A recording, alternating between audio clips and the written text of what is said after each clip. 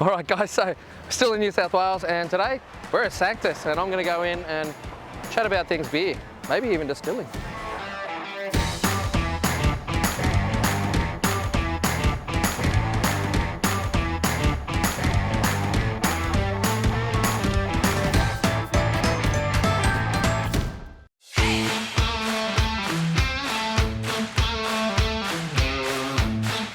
We're here at Sanctus, and I'm going to chat to Dale. He's going to show us and chat to us about all this stainless that we've got here. It's pretty cool. How you going, man? Good, Thanks for having us here. Yeah, no worries, anytime. Yeah, man. What have we got? There's a lot going on. We have got a lot going on. So this is all a new upgrade, actually. Right, okay. So literally from the ground up, the floor we're standing on, new upgrade. Bit of drain porn. Yeah, the water goes down the hole now, so I'm not spending 2 hours a day on the squeegee, which is nice. Yep. And then new brew house. So compared to the old system, we stayed the same size, 15 hec. Okay, yep. But the old system was 2-vessel electric, and now we've upgraded to 4-vessel steam. Yeah, nice. Yep. There's a bit of debate on what size to go. You know, you're starting with a clean slate. So we ultimately decided the same size batches, but you can see we've got a wider lauter ton, so we can actually lauter and all that sort of stuff run off a lot quicker. Steam kettle with an internal calandria as well, so it takes, well, we're actually at the boil before we're all in there, so nice. You can really churn the batches through in a single day. And then we've got 4 of each size tank, so 4 15s, 4 30s and 4 45s. Yeah, nice. So there's a lot of flexibility. If we need to go up in volume, we can. If we need to scale right down and just do smaller 15 hec batches, we can. So yeah, there was a fair bit of debate as to what size to go, but ultimately that worked out the most flexible and best for us. So. Yeah, nice. And that's what you've got to think about too. A few sleepless nights there, but in the end. Well, if you go too big on your kit, then your minimum volumes that you can do are also crunched up too high. So it's quite easy to say 30 hec, and you know the dollar value isn't really all that much difference in the grand scheme of things. But then the smallest amount you can make is 30 hec, which is in some cases a lot of beer to move, especially when it's a special one-off little batch or something like that. Yeah. So, yeah, you got a little pilot kit as well? New pilot kit as well. So before the upgrade, we never actually had a pilot kit. Yeah, okay. Yep. We just went 15 hec. Of everything. Research, make sure you go.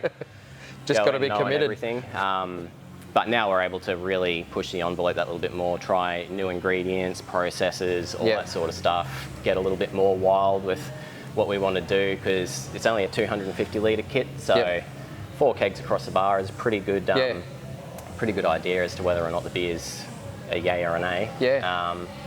And again, steam as well. We've got steam main brew house, so we may as well just piggyback off that. Yeah, exactly. So even in that little one, we can still do step mashes, all that sort of stuff. Really have full control over all the parameters of the beer, which really does help with the quality. Yeah, really nice. CLT and HLT back there, they're pretty decent size. Yeah, we went triple size on them, so that if we have to, we can run a triple batch in one day, which I've been able to do quite successfully. Just as a one-man operation, you can run 3 batches in one day. So as the team grows, we're able to scale right up. It was actually only a 10-hour day. Yeah, okay. Well, that's all right. Yeah. Just because all the efficiencies and the steam would probably be... and you can just keep all the tanks full at all times. So yeah, it really does help. But yeah, that's basically the small overview of the brew house, and the cellar, the fermenters over here. Small little CIP cart there, do all the caustic and sanitize, all that sort of stuff, keep those tanks nice and clean. Yep. So out the front you got some serving tanks as well. Do they get used? We've repurposed them since the upgrade. They were originally serving tanks. Yep. But now with the distillery in full operation, they're going to be spirit holding tanks for us. Oh, okay. Yeah, nice. Yep. Oh, that's pretty cool. And we've been able to streamline our packaging process much better as well. So we'll go down and see that next. Yeah, that sounds great. Can we get up on the brew deck and have a quick squeeze? Sure can, mate. Yeah, so easy control panel as well.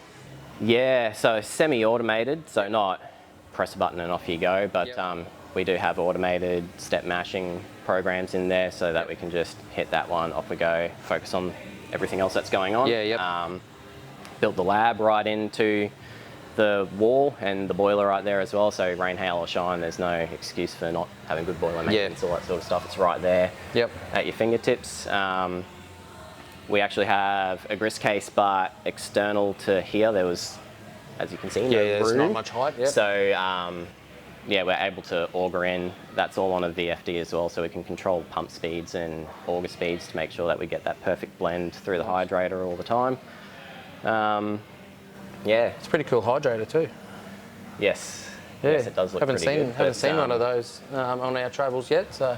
Yeah, glass in a brew house makes me nervous, but it's actually been pretty bulletproof. So yeah, very, very happy with that. You can see what's going on quite easily. Make sure, you just got visual on everything. Let's go and check out the packaging. Yeah, can do. Warehouse storage. All of our grain, all that sort of stuff comes in here. Mezzanine up there is where the mill and the grist case is. So we built that all in. It's nice and compact, nice and easy to use. Everything's in a nice working height. Nothing's too awkward. So it doesn't hurt your back and shit. Yeah, exactly, exactly. So that's a little bit of the warehouse. We've got our little team mascot over there. Oh, Max. Nice. Yeah. Oh, perfect, mate. There we go. Talking to us and everything. Yep. Doesn't even need a microphone. So. No, he's loud enough as it is. And then down here into the packaging. So bright tanks, obviously 15s and 30s, 2 of each. That's more than enough for us at the moment. Again, we can expand on that later as the need comes, but for now this is plenty enough for us. Keg washer, keg filler. We've hard piped all of this together already. You can see it's a bit of a tight space in between all those tanks, so you can imagine how fun it would be to if there were run hoses everywhere and all that sort of stuff. We've just got to build in the CIP cart for down here. This operates totally independent of the other brewery, so it's got its own glycol system, own CO2 supply, own air supply. So if anything happens at one end, there's a little bit of redundancy built into it all. It does make everything a lot easier and sleep a little bit better at night. I was going to say, reduce a little bit of stress. One glycol system to pump all the way down here and back. So 2 areas able to operate totally independently is very, very helpful. And then we've got our canning line. So this is the first of its kind in Australia, the Cask Flex 2. So dual 6-head fillers, dual seamers. We can comfortably run 100 cans a minute off of this machine. And saying that we don't have to, you can just shut one side down and do a smaller volume on one side only. Very good machine. Do you can every beer you do, like apart from what comes out of your pilot system, or is it like? All of the core range, all of the bigger breweries that we do, even the 15-hect batches, will most of the time split that. Pretty much down the centre can to keg. But that's really as market depends as well. So. You don't want to be sitting on a bunch of cans and people want to buy kegs and whatnot. Exactly. We've got Cody Deepal. That's really, really good unit, actually, very solid. It hasn't let us down once. And then we've got a Cody lowerator as well. So rather than going through a twist rinse cage, it's grips of cans, literally turns upside down, gets sanitized, then turns right way back up. The reason we went with that is if we want to change can sizes or diameters or anything, so we can run sleeks, we can run 500s, squats, you can, pretty much all the can sizes available we can run on this machine. And you literally just have to turn one handle in about 2 minutes, you changed over to the next size. Good to go. So you don't have to change out an entire cage or anything like that. You don't need to reposition date coders, it's just all set, ready to go. Man, that's excellent. The carbonation, do you have carbonation stones, or are you spunding? Or so we spund in the fermenters up there. That gets us most of the way, and then down here we've got carbonation stones, and we just top up. Really, I prefer to be under carbonation, landing in here, and then top up rather than over, and then have to sort that out. For that, we use that FizzWiz. That's a fantastic little piece of kit. So you just plug it in. It monitors temperature independently. We'll inject the right amount of carbonation. It takes us a long time to do it. It's normally an overnight process, but you come in the next morning. But at least it's not someone having to sit here and just be, set a timer for half an hour and come back and check it. Accidentally overcarb, that sort of stuff. So bang on pretty much every single time. Yeah, nice. Anton Par C-Box to check DO and carbonation. So again, we've got ways of measuring to make sure everything is exactly as it's meant to be before we. That's it. You've got the right tools to do the job so that it's done properly. Hey. Yeah. It does make everything a lot easier, a lot more seamless. There's no hiccups or mess ups or anything. It's just smooth operation. Yeah. That's us. Nice. Man, I love it. That's awesome. You're going to sit down with us and Pat and chat about more things. And sounds good, as long as we can have a beer while we do it. I hope so. We have a beer.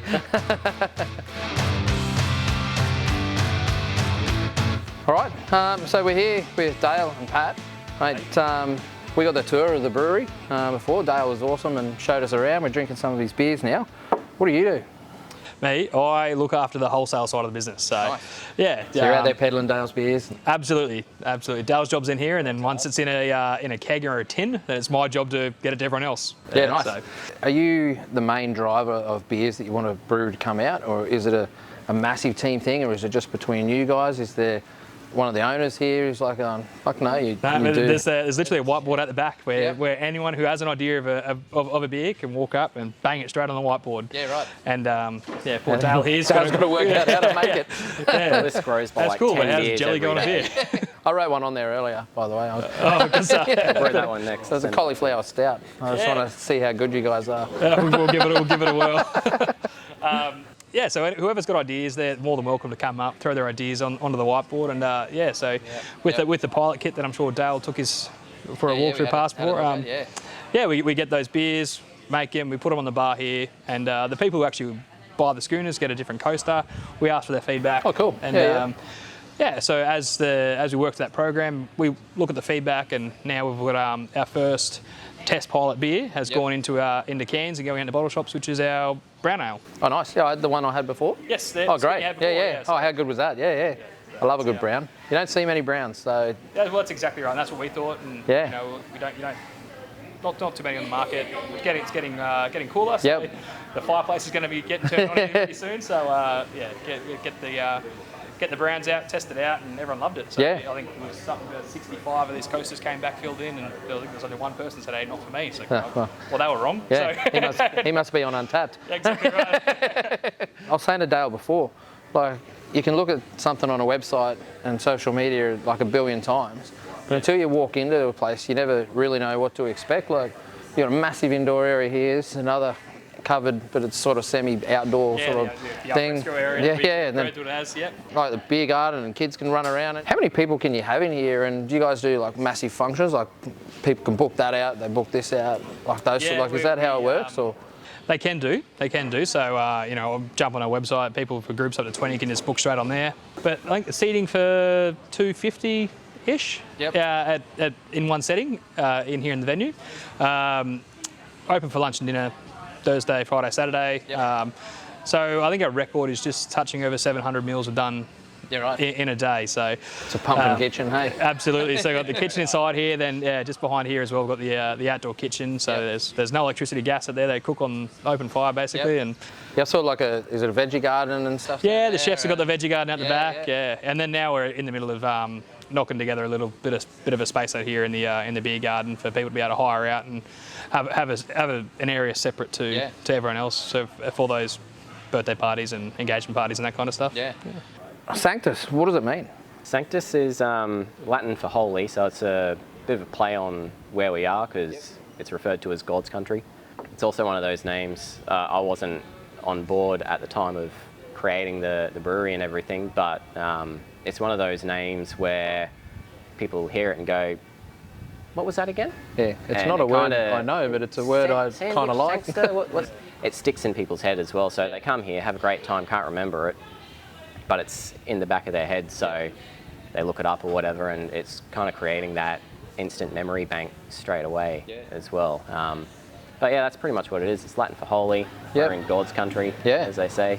Love it. It all makes sense. That's a cool little thing. Yeah. What do you find is one of the biggest challenges, though, with being a tourist destination? Like, is it the fact that people have to come here, and it's not the sort of thing? Like, what's your locals compared to visitors? We still do have a massive local following. The the population of Maclean and Golmerad and the people that are, that do live at Brooms Head, we do get a lot of local support from those guys, and can't thank them enough for it.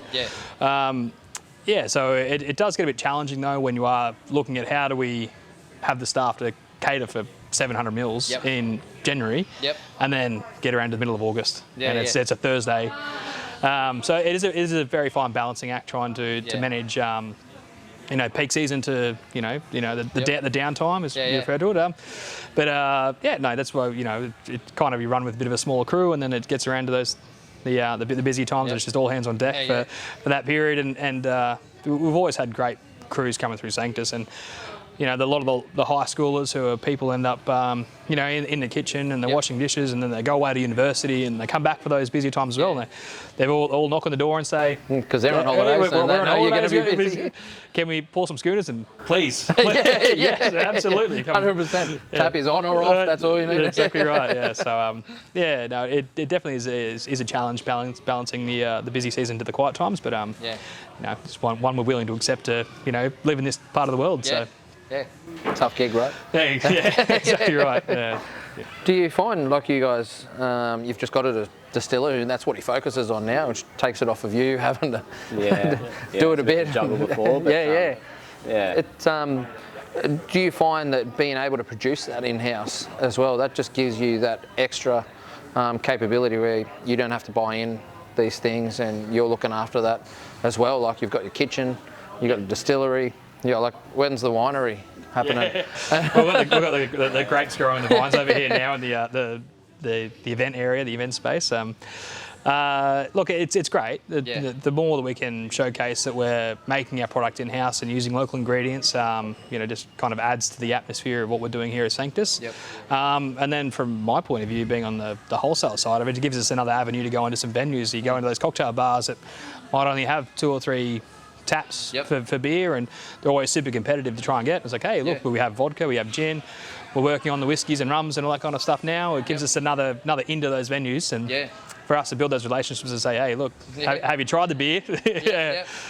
So it's great for me to have that extra kind of prong in the fork of what we're selling. But for poor Dale, it was all more stuff for him to wrap his head around. But now Nick's on the case. Do our absolute best with everything that we even attempt. But having that full-time distiller on now to take care of everything there, it's a load off for what I have to do. As far as being able to produce everything in-house, you've got full control over every parameter that you can think of, right down to mouthfeel of how you want your vodka to feel, all that sort of stuff. So, you do have full control over everything, like rather than what you said of buying this in, buying that in. You're just kind of stuck with it and go, well, it's not exactly what we're looking for, but that's all we can get. 110% to every product that we do. Mate, that's great. Right? Thank you so much for letting us come in here and film and walk around and take time out of your day. I no worries, you're mate. getting beers out of it as well. But Absolutely. Friday exactly having knockoffs, right. mate. Time to call it quits now, I reckon. Pack her up for the day. Nice. Awesome, man. Oh, cheers. Thank you very much, guys. Appreciate it.